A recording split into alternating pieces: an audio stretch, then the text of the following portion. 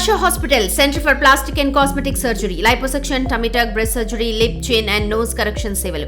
మీ అందానికి నమ్మకమైన చిరునామా హర్ష హాస్పిటల్స్ కొంపల్లి, హైదరాబాద్.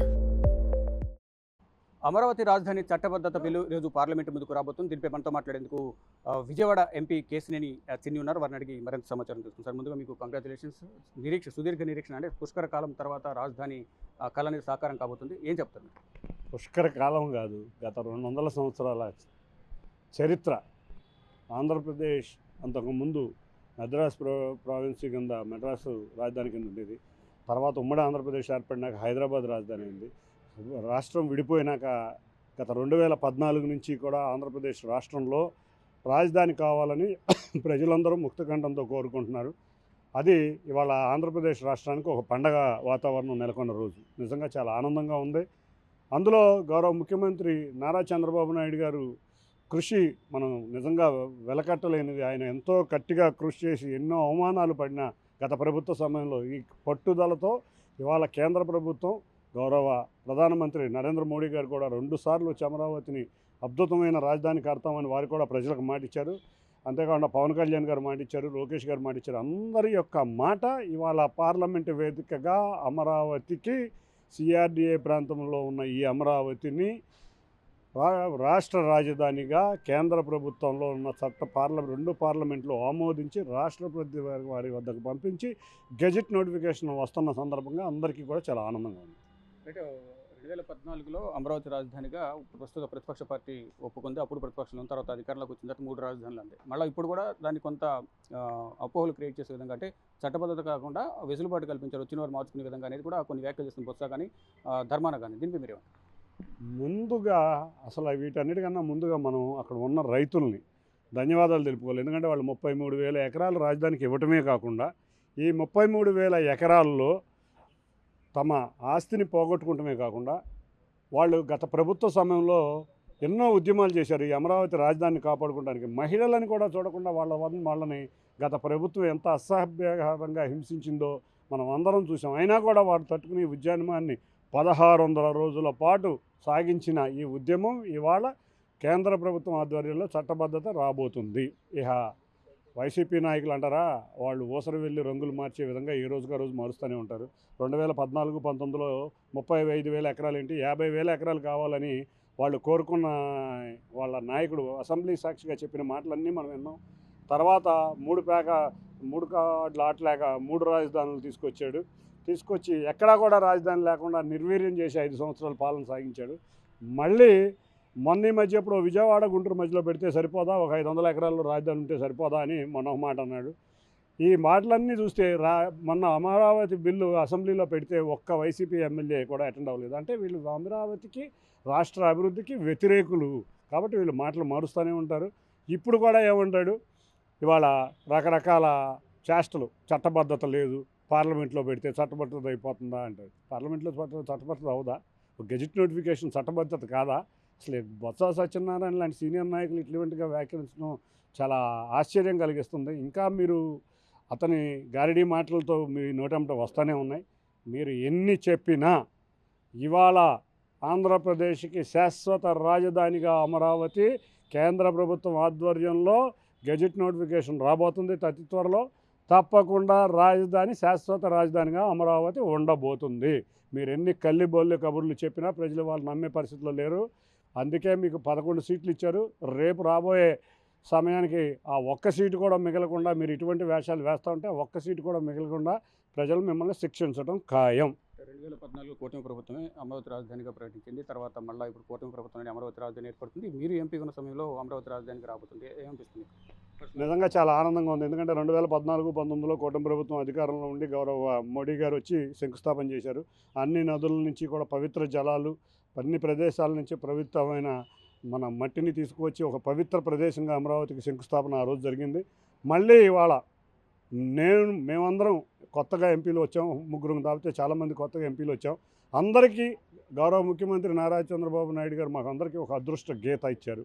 ఏంటంటే ఇటువంటి గొప్ప బిల్లు సమయంలో మేము పార్లమెంటు సభ్యులుగా ఇక్కడ ఉండటం, ఒక రాష్ట్ర చరిత్రను సృష్టించే రోజు మేము పార్లమెంటు సభ్యులుగా ఇక్కడ ఉండటం, అంతేకాకుండా ఈ బిల్లుని మేము దగ్గరుండి పాస్ చేయించుకుని మన రాష్ట్రానికి రాజధాని తెచ్చే విధంగా మేము ఇక్కడ ఉండటం మాకు ఒక నిజంగా చాలా గొప్ప వరం. ఈ వరం ఆంధ్రప్రదేశ్ ప్రజలు గౌరవ ముఖ్యమంత్రి నారా చంద్రబాబు నాయుడు గారి ద్వారా మాకు దక్కింది. తప్పకుండా ఈ అదృష్టం మా జీవితాంతం మెమరబుల్ డేగా ఇవాళ ఉండబోతున్నందుకు మా ఎంపీలందరం కూడా చాలా ఆనందంగా ఉన్నాం. 15,000 కోట్లు ఇప్పటికీ ఆర్థిక సహకారం ప్రకటించింది, ఆర్థిక సాయం. ఇంకా ముందు కేంద్రం నుంచి ఎటువంటి సహకారం అందబోతుంది? ఎప్పటిలోగా అమరావతి రాజధాని నిర్మాణం అనేది కంప్లీట్ చేసింది ఏమైనా టార్గెట్ పెట్టుకున్నారా? మనం చూస్తే 54,500 కోట్ల వర్కులు ప్రారంభమైనాయి. 15,000 కోట్లు కేంద్రం నుంచి మనకు గ్రాంట్గా వచ్చింది. మిగతాది వరల్డ్ బ్యాంక్ నుంచి అటువంటి నుంచి కూడా నిధులు తెచ్చాం. 54,500 కోట్లతో పనులు ప్రారంభించాం.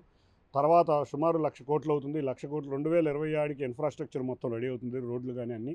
2028కి అమరావతిని మొత్తాన్ని పూర్తి చేసి ప్రజలకి అందిస్తాం. వీటిలో భాగంగానే మనం చూస్తే ఇవాళ రాజధాని ఒక గొప్ప అద్భుతమైన నగరం, దేశం గర్వించదగ్గ నగరంగా ఇవాళ అమరావతిని తీసుకురాబోతున్నాం. దీన్ని 2028 పూర్తిగా చివరికి మొత్తం ప్రజలకు అందుబాటులో అమరావతి నగరం రాబోతుంది. మనం ఆల్రెడీ చూసాం, చాలా స్పీడ్గా పనులైతే మొదలైనవి. చాలా గొప్ప నగరంగా రాబోతుంది. విజయవాడ రాజకీయ రాజధాని అమరావతి పక్కనే ఉంది. మరోవైపు ఉత్తరాంధ్ర ఆర్థిక రాజధాని వైజాగ్. ఇక రాయలసీమను ఏ విధంగా అభివృద్ధి చేయబోతుంది? మనం చూస్తే గౌరవ ముఖ్యమంత్రి గారి ప్లాన్ ఒకటే, రాష్ట్రం అంతా కూడా సమగ్ర అభివృద్ధి అనేది ఆయన యొక్క ఆలోచన. ఉత్తరాంధ్రలో చూస్తే వాళ్ళ ఎయిర్పోర్ట్ వచ్చింది, ఉక్కు పరిశ్రమలు వస్తున్నాయి, అంతేకాకుండా ఆర్టిఫిషియల్ ఇంటెలిజెన్స్ డేటా సెంటర్స్ వస్తున్నాయి, సాఫ్ట్వేర్ సెంటర్స్ వస్తున్నాయి. వాటితో పాటు విజయవాడ అనేది అమరావతి సిఆర్డిఏలో ఒక భాగం. మనం ఈ సిఆర్డిఏ రీజన్ మొత్తం కూడా రాజధానిగా వాళ్ళు నోటిఫై కాబోతుంది. అంటే అమరావతిలో భాగమైన విజయవాడ. కాబట్టి విజయవాడ, గుంటూరు, తెనాలి, మంగళగిరి అన్నీ కూడా అమరావతి రాజధానిలో భాగం అవుతున్నాయి. ఇక చిత్తూరు చూస్తే మనం ఎన్నో ఆటోమొబైల్ పరిశ్రమలు, శ్రీ సిటీ, ఎన్నో పోర్ట్లు అభివృద్ధి చేశాం. అనంతపురం చూస్తే డిఫెన్స్ క్లస్టర్లు, అంతేకాకుండా ఎలక్ట్రానిక్ ఇండస్ట్రీ కూడా ఎక్కువగా వస్తున్నాయి. వీటితోడు ఇక కర్నూలు మనం ఒక సోలార్ పార్క్సే కాదు, మనం చూస్తే డ్రోన్ సిటీస్ అన్నీ కూడా కర్నూలులో వస్తున్నాయి. ఇట్లా రాష్ట్రం అంతా అభివృద్ధి చెందాలి, రాష్ట్రంలో ప్రతి ప్రాంతం అభివృద్ధి చెందాలని చంద్రబాబు నాయుడు గారి ఒక చక్కటి ప్లాన్. రాష్ట్రం మొత్తం కూడా అభివృద్ధి చెందే విధంగా ఆయన ముందుకు తీసుకెళ్తున్నారు. నిజంగా చూస్తే వాళ్ళ వైజాగ్ చాలా బిఫోర్ ముందుకెళ్ళింది. అనంతపురం కూడా చూస్తే ఎక్కడా ₹1,00,000 కూడా ఉండే విలువ లేని ల్యాండ్కి వాళ్ళు 1,00,000 కోటిన్నర దాకా వెళ్ళి రైతులు కూడా ఆనందంగా ఉన్నారు. అన్నిటికన్నా ముఖ్యంగా రాయలసీమలో మనం మంచినీళ్ళు, మనం నీరు ఇస్తే కనుక హార్టికల్చర్ హబ్గా తయారవుతుందని చంద్రబాబు నాయుడు గారి యొక్క ఆలోచన.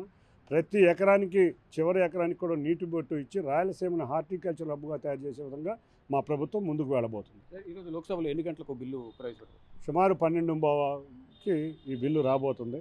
ఈ 12:15కి సుమారు గంట సమయం ఇచ్చారు. మేము గంటన్నర సమయం కోరుతున్నాం. మా దగ్గర నుంచి కూడా పెమ్మసాని గారితో గౌరవ అమరావతి ప్రాంతానికి కేంద్ర మంత్రి గారైన పెమ్మసాని గారితో చర్చ ప్రారంభమై 3 ప్రాంతాల నుంచి ప్రజాప్రతినిధులు, ప్రసాద్ గారు చిత్తూరు నుంచి, అంతేకాకుండా కలిసెట్టి అప్పలనాయుడు గారు విజయనగరం నుంచి, ముగ్గురు కూడా ఈ బిల్లు మీద మాట్లాడటానికి సమాయత్తమవుతున్నారు. మొత్తంగా చూసుకుంటే అమరావతి రాజధాని అనేది సాకారం కాబోతుంది. దానిలో భాగంగా ఈరోజు పార్లమెంటు ముందుకు 12 గంటల 15 నిమిషాలకు బిల్లును ప్రవేశపెట్టబోతున్నారు. దానిలో భాగంగా ఇప్పుడు ఈ బిల్లుపై చర్చ కొనసాగుతుంది. దాదాపు గంటన్నర చర్చ జరుగుతుందంటూ కూడా విజయవాడ ఎంపీ కేసినేని చిన్ని చెప్తున్నారు. అయితే ఈరోజు చర్చ సందర్భంగా ఇటు టీడీపీ నుంచి పలువురు కీలక నేతలు, కేంద్ర మంత్రి పెమ్మసాని, ఇటు కలిసెట్టి అప్పలనాయుడు, ప్రసాద్ గారు ఇలా మాట్లాడతారు. బీజేపీ నుంచి పురంధేశ్వరి, మరో ఇతర నేతలు కూడా జనసేన నుంచి, వైసీపీ నుంచి కూడా మాట్లాడే అవకాశం అయితే కనిపిస్తుంది. మొత్తంగా చూసుకుంటే ఈరోజు పార్లమెంటుకు బిల్లు వస్తున్న నేపథ్యంలో ఇటు అమరావతి కానీ ఇటు రాష్ట్ర వ్యాప్తంగా ఉన్న ప్రజలందరూ కూడా చాలా సంతోషం వ్యక్తం చేసిన పరిస్థితి కనిపిస్తుంది. మొత్తం చూసుకుంటే ఉభయ సభల్లో పార్లమెంట్ బిల్లు ఆమోదం పొందిన తర్వాత రాష్ట్రపతి ద్రౌపది ముర్ము వద్దకు ఈ బిల్లు వెళ్తుంది. వెళ్ళిన తర్వాత అధికారికంగా అమరావతి రాజధానిగా, అంటే ఏపీ రాజధాని అమరావతిగా కూడా చట్టబద్ధత అనేది లభించబోతుంది. ద్రౌపది ముర్ము గెజిట్ నోటిఫికేషన్ కూడా త్వరలోనే విడుదల చేయనున్నారు. కెమెరామెన్ మల్లేష్తో శివ, బిగ్ టీవీ, న్యూఢిల్లీ.